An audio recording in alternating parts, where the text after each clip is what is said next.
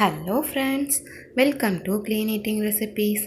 இன்றைக்கி நம்ம சேனலில் ஒரு ஸ்வீட் டெசர்ட் தான் பார்க்க போகிறோம்.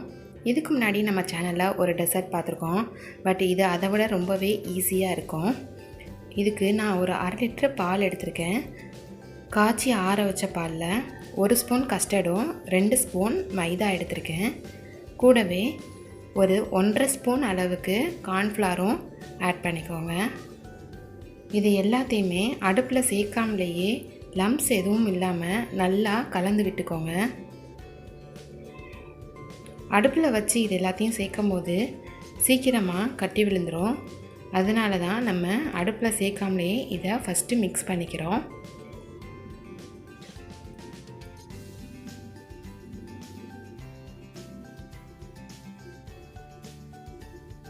இந்த மாதிரி நல்லா கலந்ததுக்கப்புறம் அது கூட ஒரு 3 ஸ்பூன் அளவுக்கு சுகரும் ஆட் பண்ணிக்கோங்க. இப்போ ஒரு பாத்திரத்தில் நம்ம கலக்கி வச்சுருக்க மிக்சர் எல்லாத்தையுமே ஆட் பண்ணி நல்லா பாயில் பண்ணணும். லோ ஃப்ளேம்லேயே வச்சு பாயில் பண்ணுங்கள். இதை பாயில் பண்ண ஸ்டார்ட் பண்ண 5 மினிட்ஸ்லேயே நல்லா கெட்டியாயிரும். பாருங்கள், இப்போ நம்ம ஸ்டவ்வை ஆஃப் பண்ணிடலாம். இதுக்கு ஒரு சுகர் சிரப்பும் ரெடி பண்ணணும். 1 கப் சுகர் எடுத்திருக்கேன். அது கூட 3/4 கப் அளவுக்கும் தண்ணி ஆட் பண்ணி இதை மெல்ட் ஆக்கிக்கலாம். பாகுபதம் எதுவும் தேவையில்லை, ஜஸ்ட்டு சுகர் மெல்ட் ஆனாலே போதும். நம்ம ரஸ்கை வச்சு இந்த டெசர்ட் பண்ண போகிறோம். ஸோ இதை ஃப்ரை பண்ண வேண்டிய அவசியம்லாம் இல்லை. எந்த ட்ரேயில் செட் பண்ண போகிறீங்களோ அதில் கீ இல்லைன்னா பட்டரை தடவி அப்ளை பண்ணிக்கோங்க. ஃபுல்லாக க்ரீஸ் பண்ணிக்கணும்.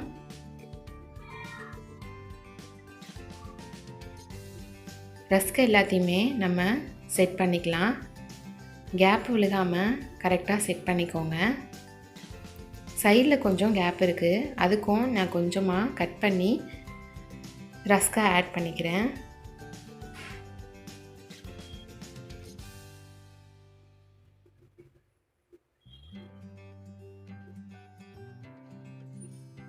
இது மேலே நம்ம காய்ச்சி வச்சுருக்க சுகர் சிரப்பையும் ஆட் பண்ணிக்கிட்டு அதுக்கப்புறமா மேலே செஞ்சு வச்சுருக்க மில்க் க்ரீமையும் ஆட் பண்ணி ஃபுல்லாக ஸ்ப்ரெட் பண்ணி விட்டுக்கோங்க. இந்த மாதிரி ஸ்ப்ரெட் பண்ணிக்கணும். அதுக்கு மேலே கொஞ்சமாக திருவுன தேங்காய் பூ ஆட் பண்ணிக்கிறேன்.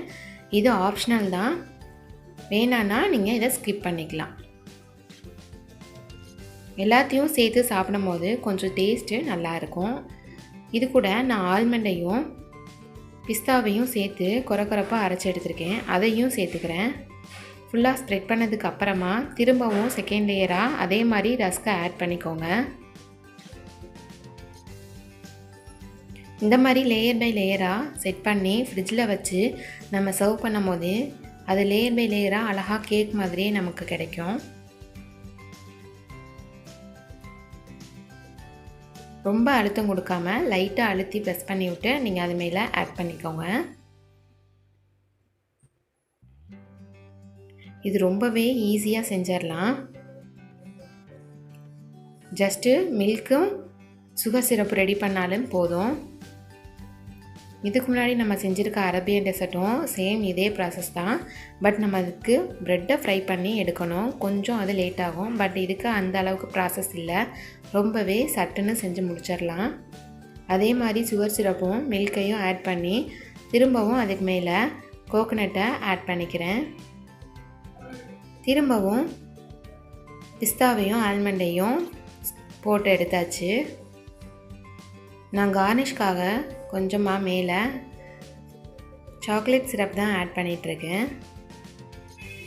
இது ஆப்ஷனல் தான், இல்லைன்னா ஸ்கிப் பண்ணிக்கலாம்.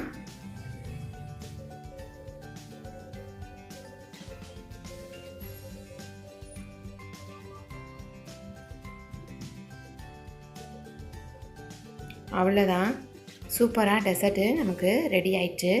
இப்போ இதை கவர் பண்ணி ஃப்ரிட்ஜில் ஒரு 2 மணி நேரம் வச்சு செட் பண்ணி எடுக்கணும். 2 மணி நேரம் கழித்து ஓப்பன் பண்ணி பார்க்கலாம். பாருங்கள் எவ்வளோ சூப்பராக செட் ஆகி வந்திருக்குன்னு.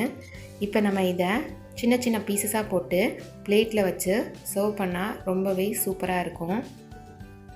பாருங்கள் எவ்வளோ சூப்பராக இருக்குன்னு. லேயர் பை லேயராக அழகாக நமக்கு கேக் மாதிரி இருக்குது. இதை ஃப்ரிட்ஜில் வச்சு சாப்பிட்றதுனால ரொம்பவே டேஸ்ட்டாகவும் சில்லுன்னு இருக்கும். வீட்டுக்கு கெஸ்ட்லாம் வந்தால் இந்த மாதிரி செஞ்சு கொடுத்து எப்படி இருக்குன்னு மறக்காமல் கமெண்ட் செக்ஷனில் கமெண்ட் பண்ணுங்கள். கண்டிப்பாக ட்ரை பண்ணி பார்த்துட்டு உங்களோட ஃபீட்பேக்கை எனக்கு சென்ட் பண்ணுங்கள். இந்த வீடியோ உங்களுக்கு பிடிச்சிருந்தா லைக், ஷேர் அண்ட் மறக்காமல் நம்ம சேனலுக்கும் சப்ஸ்கிரைப் பண்ணிடுங்க. தேங்க்ஸ் ஃபார் வாட்சிங்.